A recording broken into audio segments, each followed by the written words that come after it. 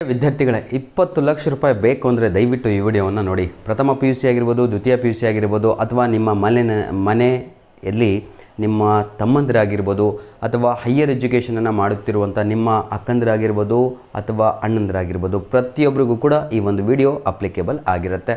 ಯಾಕೆ ಅಂತ ಹೇಳಿದರೆ, ಬರೀ ದುಡ್ಡನ್ನು ಖರ್ಚು ಮಾಡ್ತಾ ಇರೋ ನಿಮ್ಮ ತಂದೆ ತಾಯಿಗಳಿದ್ದು ದಯವಿಟ್ಟು ಈ ಸ್ಕಾಲರ್ಶಿಪ್ ಅಂತ ಇದೆ ಅಲ್ವಾ, ಅದನ್ನು ಅಪ್ಲೈ ಮಾಡಿದರೆ ಪ್ರತಿಯೊಬ್ಬರಿಗೂ ಕೂಡ ದುಡ್ಡು ಬರುವಂಥದ್ದು ಸಾಧ್ಯತೆ ಇರುತ್ತೆ. ಹಾಗಾಗಿ ಈ ಒಂದು ವಿಡಿಯೋನ ಮಾಡುತ್ತಿರುವಂಥದ್ದು. ದಯವಿಟ್ಟು ಪ್ರೀತಿಯ ವಿದ್ಯಾರ್ಥಿಗಳೇ, ನಿಮಗೆ ಏನು ಡಾಕ್ಯುಮೆಂಟ್ಸ್ ಬೇಕು ಹಾಗೂ ಯಾವ ರೀತಿಯಾಗಿ ಅಪ್ಲೈ ಮಾಡಬೇಕು, ಹಾಗೂ ಸ್ಕೂಲ್ ಮಕ್ಕಳಿಗೆ ಎಷ್ಟು ಸ್ಕಾಲರ್ಶಿಪ್ ಸಿಗುತ್ತೆ, ಜೊತೆಗೆ PUCಗೆ ಎಷ್ಟು ಸ್ಕಾಲರ್ಶಿಪ್ ಸಿಗುತ್ತೆ, ಅಥವಾ ಅಂಡರ್ ಗ್ರ್ಯಾಜುಯೇಟ್ ಅಂದರೆ ಡಿಗ್ರಿ ಓದುತ್ತಿರುವ ವಿದ್ಯಾರ್ಥಿಗಳಿಗೆ ಎಷ್ಟು ಸ್ಕಾಲರ್ಶಿಪ್ ಸಿಗುತ್ತೆ, ಅದರ ಜೊತೆಗೆ ನಮ್ಮ PG ಓದ್ತಾ ಇದ್ದಾರಲ್ವ ಅಂದರೆ ಪೋಸ್ಟ್ ಗ್ರ್ಯಾಜುಯೇಟ್ ಅವರಿಗೆ ಎಷ್ಟು ದುಡ್ಡು ಸಿಗುತ್ತೆ, ಹಾಗೂ ಅಬ್ರಾಡಲ್ಲಿ ಯಾರಾದರೂ ನಿಮ್ಮ ಮನೆಯಲ್ಲಿ ಓದ್ತಾ ಇದ್ದರೆ ಅವರಿಗೆ ಎಷ್ಟು ದುಡ್ಡು ಸಿಗುತ್ತೆ, ಸಂಪೂರ್ಣದ ಮಾಹಿತಿಯನ್ನು ಈ ಒಂದು ವಿಡಿಯೋದಲ್ಲಿ ನಿಮಗೆ ನಾನು ಕೊಡ್ತಾ ಹೋಗ್ತೇನೆ. ಮೊದಲನೇದಾಗಿ ತಾವುಗಳು ರೆಡಿ ಮಾಡಿಕೊಳ್ಳಬೇಕಾಗಿರುವಂಥ ವಿಷಯ ಯಾವುದು, ಡಾಕ್ಯುಮೆಂಟ್ಸ್ ಯಾವುದು ಅಂತ ಹೇಳಿದರೆ, ಒಂದು ಆಧಾರ್ ಕಾರ್ಡ್ ಆಗಿರುತ್ತೆ, ಒಂದು ನಿಮ್ಮ ಶಾಲೆಯ ಅಥವಾ ಕಾಲೇಜಿನ ಸ್ಟಡಿ ಸರ್ಟಿಫಿಕೇಟ್ ಆಗಿರುತ್ತೆ. ಮೊದಲು ಆ ಕೆಲಸಗಳನ್ನು ಮಾಡಿ, ನಂತರದಲ್ಲಿ ಒಂದು ಏನಂತೀರ ತಾವುಗಳು ಇನ್ಕಮ್ ಸರ್ಟಿಫಿಕೇಟ್ ಆಗಿರುತ್ತೆ. ಇದು ಬಹಳ ಇಂಪಾರ್ಟೆಂಟ್ ಆಗಿರುವಂಥದ್ದು. ಯಾಕಂದರೆ ಇದೇ ತಿಂಗಳ 19ನೇ ತಾರೀಕು ಕೊನೆಯ ದಿನ ಆಗಿರುತ್ತೆ ಈ ಒಂದು ಸ್ಕಾಲರ್ಶಿಪ್ಪಿಗೆ ಅಪ್ಲೈ ಮಾಡಲು ಏನಂತೀರ ಬಯಸಿದವರು. ಆಯಿತಾ, ದಯವಿಟ್ಟು ಪ್ರತಿಯೊಬ್ಬರು ಕೂಡ ಈ ಒಂದು ಸ್ಕಾಲರ್ಶಿಪ್ಪಿಗೆ ಅಪ್ಲೈ ಮಾಡಿ. ನಂತರದಲ್ಲಿ ಪ್ರೀತಿಯ ವಿದ್ಯಾರ್ಥಿಗಳೇ, ಈ ಒಂದು ಸ್ಕಾಲರ್ಶಿಪ್ ಬಂದು SBI ಬ್ಯಾಂಕ್ ವತಿಯಿಂದ ಆಗಿರುತ್ತೆ. ಯಾಕಂದರೆ ಏನಂತೀರ 75 ವರ್ಷದ ಸೆಲೆಬ್ರೇಷನಲ್ಲಿ ಆ ಒಂದು ಖುಷಿನಲ್ಲಿ ಪ್ರತಿಯೊಬ್ಬರು ಕೂಡ ಅವ್ರು ಏನು ಮಾಡ್ತಾಯಿದ್ದಾರೆ ಅಂದರೆ, ಪ್ರತಿಯೊಂದು ಬ್ಯಾಂಕಿನಲ್ಲಿಯೂ ಕೂಡ ಈ ಒಂದು ನಿಮಗೆ ಸ್ಕಾಲರ್ಶಿಪ್ ಲಭ್ಯ ಇರುತ್ತೆ.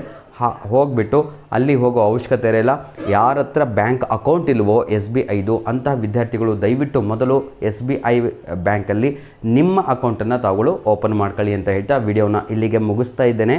ಫೇಸ್ ಟು ಫೇಸ್ ಕನ್ವರ್ಸೇಷನು ಈಗ ಡೈರೆಕ್ಟಾಗಿ ಸ್ಕ್ರೀನಲ್ಲಿ ನಿಮಗೆ ಯಾರಿಗೆ ನಮ್ಮ ಸ್ಕೂಲ್ ವಿದ್ಯಾರ್ಥಿಗಳಿಗೆ ಎಷ್ಟು ಏನಂತೀರ ತಾವುಗಳು ಬೇಸಿಕ್ ಅಂದರೆ ಮಿನಿಮಮ್ ಎಷ್ಟು 15,000ದಿಂದ ಪ್ರಾರಂಭ ಆಗುತ್ತೆ, ಈ ಒಂದು ಇನ್ಫಾರ್ಮೇಷನನ್ನು ನಿಮಗೆ ಸಂಪೂರ್ಣವಾಗಿ ಸ್ಕ್ರೀನ್ ಮೇಲೆ ನಾನು ಹೇಳ್ಬಿಟ್ಟು ಸ್ಕೂಲ್ ಸ್ಟೂಡೆಂಟ್ಸ್ಗಳಿಗೆ 2025-26, ಕಾಲೇಜ್ ಸ್ಟೂಡೆಂಟ್ಸ್ಗಳಿಗೆ 2025-26 20 ಲಕ್ಷದವರೆಗೆ ಆಪರ್ಚುನಿಟಿ ಇದೆ ಸ್ಕಾಲರ್ಶಿಪ್ ಸಿಗುವಂಥದ್ದು. ಇಂಥ ಅವಕಾಶವನ್ನು ಮಿಸ್ ಮಾಡ್ಕೋಬೇಡಿ. ಪ್ರತಿಯೊಬ್ಬರು ಕೂಡ ಈ ವಿಡಿಯೋವನ್ನು ನೋಡಬೇಕು. ಹಾಗಿದ್ದರೆ ಸ್ಕೂಲು ಹಾಗೂ ಕಾಲೇಜಲ್ಲಿ ಓದುತ್ತಿರುವ ವಿದ್ಯಾರ್ಥಿಗಳಿಗೆ ಎಷ್ಟು ದುಡ್ಡಿದೆ ಅಂತ ನೋಡೋಣ. ಸ್ಕಾಲರ್ಶಿಪ್ಪಲ್ಲಿ ಅವರಿಗೆ ಎಲ್ಲರಿಗೂ ಕೂಡ 15,000ವರೆಗೂ ಕೂಡ ನಿಮ್ಮ ಸ್ಕಾಲರ್ಶಿಪ್ ಬರುವಂಥದ್ದಾಗಿರುತ್ತೆ. 15,000ದಿಂದ ಪ್ರಾರಂಭ ಆಗುತ್ತೆ.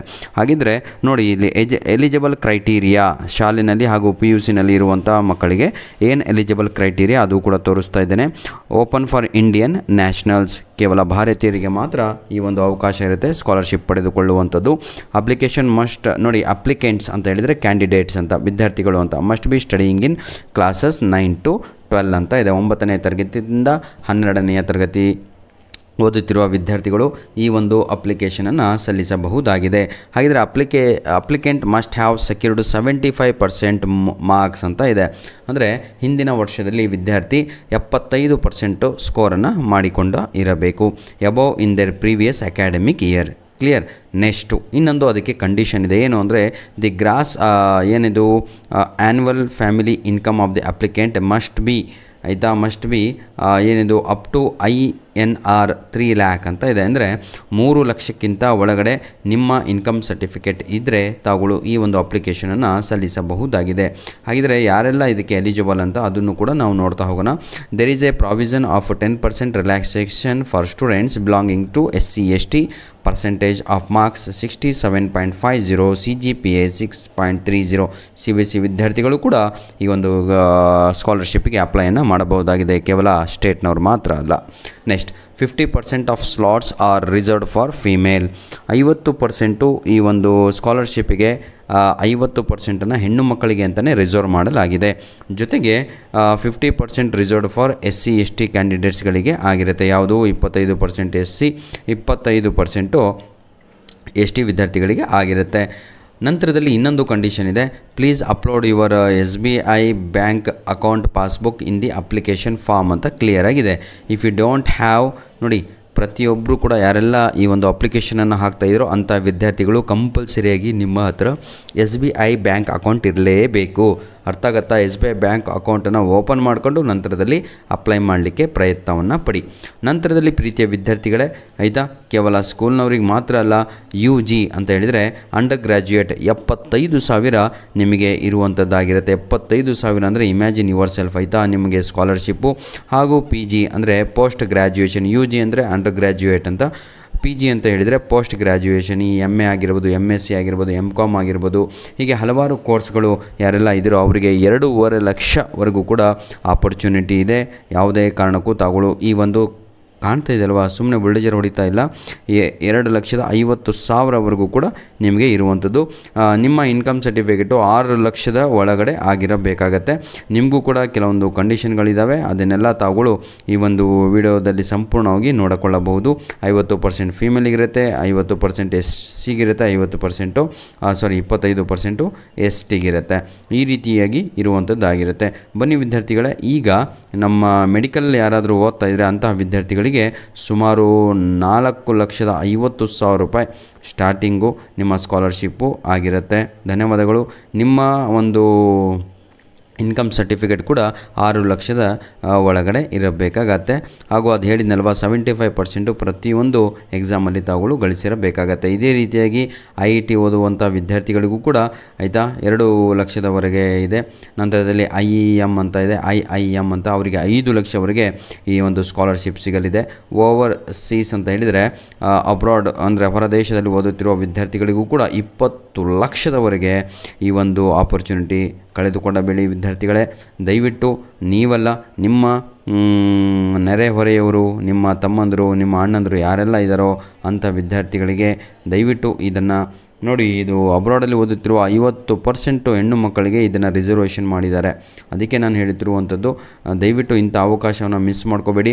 ನಾನು ಹೇಳಿದ್ದಲ್ವ, ಡಾಕ್ಯುಮೆಂಟ್ಸ್ ರಿಕ್ವೈರ್ಡ್ ಅಂತ ತಾವುಗಳು ಏನಂತೀರ, ಡಾಕ್ಯುಮೆಂಟ್ಸ್ ಏನೇನು ಬೇಕು ಅಂತ ಅದು ಕೂಡ ತೋರಿಸ್ಕೊಟ್ಟು ಬಿಡ್ತೇನೆ. ಬನ್ನಿ, ಡಾಕ್ಯುಮೆಂಟ್ಸ್ ಏನೆಲ್ಲ ಬೇಕು ಅಂತ ಮೊದಲಿಗೆ ಹೇಳ್ತೇನೆ. ಈ ಒಂದು ಸ್ಕಾಲರ್ಶಿಪ್ಗೆ ಅಪ್ಲೈ ಮಾಡುವವರು academic records, mark sheet from the previous academic year, class 10 ಹಾಗೂ ಕ್ಲಾಸ್ 12 ನಿಮ್ಮ ಹತ್ರ ಇದ್ದರೆ ಅಂತಹ ವಿದ್ಯಾರ್ಥಿಗಳು, ಅಥವಾ graduation, post graduation as applicable ಯಾವ ಒಂದು ಇದಕ್ಕೆ ಹಾಕ್ತಾಯಿದ್ರು ಅದರ ಹಿಂದಿನ ವರ್ಷದ ಒಂದು ಏನಂತೀರ ತಾವುಗಳು ಮಾರ್ಕ್ಸ್ ಕಾರ್ಡ್ ಇರಬೇಕು. ಮಾರ್ಕ್ ಶೀಟ್ ಅಂದ್ರೇ ಆ್ಯನ್ಯುವಲ್ ಎಕ್ಸಾಮ್ ಮಾರ್ಕ್ಸ್ ಕಾರ್ಡ್ ಅಂತ, ಆಯಿತಾ. ಐಡೆಂಟಿಟಿ ಪ್ರೂಫ್ ಅಂತ ಇದೆ, ಆಧಾರ್ ಕಾರ್ಡ್ ಅಂತಲೇ ಅಂದ್ಕೊಳ್ಳಿ, ಮತ್ತೇನು ಬೇರೆದು ಇರುವುದಿಲ್ಲ, ಹೌದಲ್ವಾ. ನಂತರದಲ್ಲಿ ಫೈನಾನ್ಷಿಯಲ್ ಡಾಕ್ಯುಮೆಂಟ್ಸ್ ಅಂತ ಇದೆ. ಫೈನಾನ್ಷಿಯಲ್ ಡಾಕ್ಯುಮೆಂಟ್ ಅಂತ ಹೇಳಿದರೆ ಇವೆಲ್ಲ ನಿಮಗೆ ಗೊತ್ತಿರುವಂಥದ್ದು, ಏನೋ ಬ್ಯಾಂಕ್ ಅಕೌಂಟ್ ಡೀಟೇಲ್ಸ್ ಆಗಿರ್ಬೋದು, ಅದೇ ನಿಮ್ಮದೇ, ಆಯಿತಾ, ಮತ್ತು ಯಾವುದು ಬೇರೆಯವ್ರದ್ದಲ್ಲ. ಅಡ್ಮಿಷನ್ ಪ್ರೂಫ್ ಅಂತ ಇದೆ, ಆಫ್ ಕರೆಂಟ್ ಇಯರ್ ಅಡ್ಮಿಷನ್, ಒಂದು ಶಾಲೆಯಿಂದ, ನಿಮ್ಮ ಇನ್ಸ್ಟಿಟ್ಯೂಷನಿಂದ ತಾವುಗಳು ಒಂದು ಲೆಟ್ರನ್ನು ಪಡೆದುಕೊಳ್ಬೇಕಾಗತ್ತೆ, ಇಂಥ ವಿದ್ಯಾರ್ಥಿ ಈ ಶಾಲೆಯಲ್ಲಿ ಓದುತ್ತಿದ್ದಾನೆ ಅಂತ. ಅದನ್ನು ನಾವು ಸ್ಟಡಿ ಸರ್ಟಿಫಿಕೇಟ್ ಅಂತ ಕರಿತೀವಿ. ಪರ್ಸನಲ್ ಡಾಕ್ಯುಮೆಂಟ್ಸ್ ಅಂತ ಇದೆ. ಪರ್ಸನಲ್ ಡಾಕ್ಯುಮೆಂಟ್ ಅಂತ ಹೇಳಿದರೆ ಈ ಒಂದು ಅಪ್ಲಿಕೇಶನನ್ನು ಅಪ್ಲೈ ಮಾಡುವ ಸಮಯದಲ್ಲಿ ಒಂದು ಫೋಟೋಗ್ರಾಫ್ ಬೇಕು ಪ್ರತಿಯೊಬ್ಬರಿಗೂ ಕೂಡ, ಹಾಗೂ ಅಡಿಷ್ನಲ್ ಡಾಕ್ಯುಮೆಂಟ್ ಕೂಡ ಇರಬೇಕಾಗತ್ತೆ. ಅಂದರೆ ಕ್ಯಾಸ್ಟ್ ಸರ್ಟಿಫಿಕೇಟ್ ಆಗಿರ್ಬೋದು, ಇವೆಲ್ಲವೂ ಕೂಡ ಆಗಿರ್ಬೋದು. ಇವೆಲ್ಲವೂ ನಿಮ್ಮ ಹತ್ರ ಇದ್ದರೆ ತಾವುಗಳು ಈ ಒಂದು ಅಪ್ಲಿಕೇಶನನ್ನು ಸಲ್ಲಿಸ್ಬೋದು. ಇಂಪಾರ್ಟೆಂಟ್ ಡೇಟ್ಸ್ಗಳನ್ನು ನೋಡ್ತಾ ಹೋಗೋಣ ನಾವು. ಈ ಒಂದು ಅಪ್ಲಿಕೇಶನ್ನು ಅಪ್ಲೈ ಮಾಡಲಿಕ್ಕೆ ತಮಗೆ ಸೆಪ್ಟೆಂಬರ್ 19, ಆಯಿತಾ, ಹೋದ ತಿಂಗಳು 19ನೇ ತಾರೀಕಿನಿಂದ ಪ್ರಾರಂಭವಾಗಿದೆ. ಕೊನೆಯ ದಿನಾಂಕ ಬಂದು ಅಪ್ಲಿಕೇಶನ್ ಡೆಡ್ಲೈನು ನವಂಬರ್ 15ನೇ ತಾರೀಕು ಆಗಿರುತ್ತೆ. Last date to submit your scholarship ಅಂತ ಇದೆ, ಹೌದಲ್ವಾ. ಧನ್ಯವಾದಗಳು ವಿದ್ಯಾರ್ಥಿಗಳೇ. ಯಾವುದೇ ಕಾರಣಕ್ಕೂ ಇಂಥ ಅವಕಾಶನ ಮಿಸ್ ಮಾಡ್ಕೋಬೇಡಿ ಅಂತ ಹೇಳ್ತಾ ವಿಡಿಯೋನ ಇಲ್ಲಿಗೆ ಮುಗಿಸ್ತಾ ಇದ್ದೇವೆ. ಧನ್ಯವಾದಗಳು.